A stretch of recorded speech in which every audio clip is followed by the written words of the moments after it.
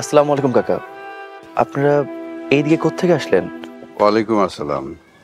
লাবণীকে এই ডিগ্রি কলেজে ভর্তি করিয়ে দিয়ে আসলাম। আপাতত লেখাপড়াটা এখানেই চলতে থাকুক। খুব ভালো করেছেন, ব্যস্ত থাকা ভালো।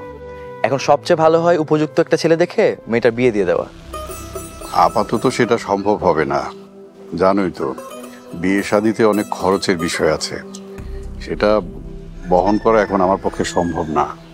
বাবা, রাস্তায় দাঁড়িয়ে আমার বিয়ের কথা না বললে হয় না? আমার টায়ার্ড লাগছে, বাড়ি যাব। ও ও হ্যাঁ, বাবা জালাল, তুমি কি বাড়ির দিকে যাচ্ছ? তাহলে একটু লাবণীকে সাথে করে নিয়ে যাও, আমি একটা কাজে যাব।